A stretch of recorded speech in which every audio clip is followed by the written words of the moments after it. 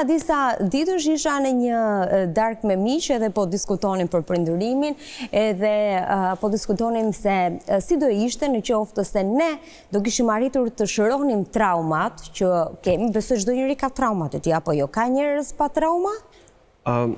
Trauma ka një përkufizim shumë shkencor edhe të rënd, por ne mund t'i ndajmë ato në trauma me të madhe, që janë ngjarje të mëdha traumatike si rrëmbime, abuzime, dhunime, vrasje, plagosje, dhe traumat me të vogël që mund të konsiderohen si neglizhimi,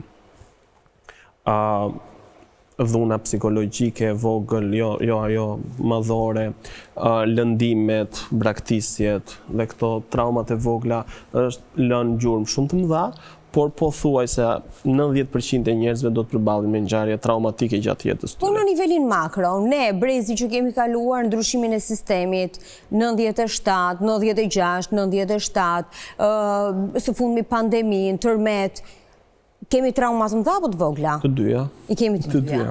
Tani, do ishim ne ndryshe nëse do të kishim shëruar këto trauma, flas në nivelin makro, se pastaj histori personale, familjare janë tjetër diskutim. Do të ishim krejt ndryshe, sepse trauma prek sistemin ton nervor, prek psikikën ton, psikologjin ton, prek mënyrën se si ne lidhemi me të tjerë dhe se si ne duam veten. Por së pari, prek sistemin ton nervor dhe trurin dhe lë gjurmë shumë të thella dhe shumë të gjata.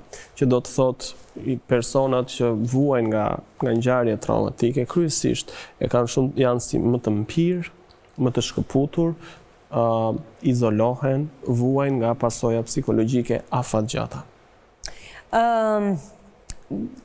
Kam një dilemë.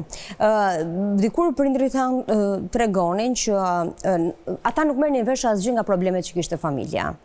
Ose kështu thon ata, ne nuk i dëgjonim kur prindrit tanë të debatonin.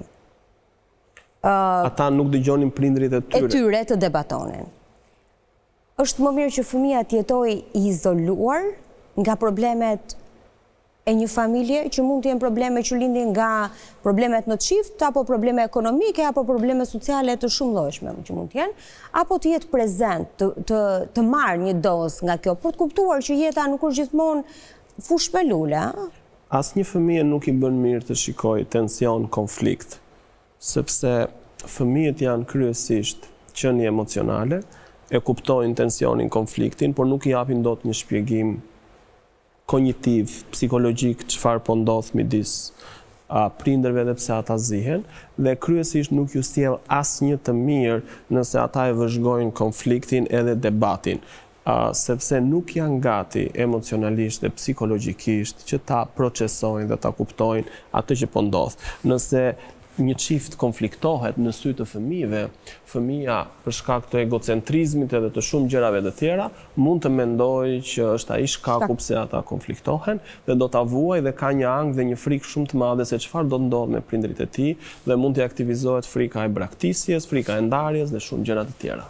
Po në qoftë se ai nuk është vëzhgues, por prindrit diskutojnë problematikat me ta. Pra, konflikti nuk ndodh në sy të fëmijëve, por prindi e bën prezent fëmijën, duke ja shpjeguar në një gjuhë të thjeshtë. Cili është qëllimi? Domethënë, pse duhet ja shpjegojmë një fëmijë që, për shembull, nëse un kam një konflikt me bashkëshorten time, me gruan time, pse duhet ta marrin vesh fëmijët këtë konflikt kur un mund ta zgjidh? I vetmi rast. Në qoftë se ti nuk arrin dot ta zgjidhësh. I vetmi rast që duhet diskutuar me fëmijët është nëse do jemi në prag të një divorci dhe ky është një diskutim shumë serioz ku të dy prindrit marrin përgjegjësinë që t'ia thonë fëmijës duke i konfirmuar sigurinë, besimin që ata do të vazhdojnë të jenë prindrit e tij, por ata nuk do të jenë me njëri tjetrin. Në rastet e tjera, nëse konfliktet tona bëhen në sy të fëmijëve, kjo do të shkaktojë shumë lëndime, frikë, plag, irritim, pakuptimsi tek fëmia. Dhe kjo varet shumë edhe nga mosha që ka fëmia. Sa më i vogël, aq më e vështirë është situata.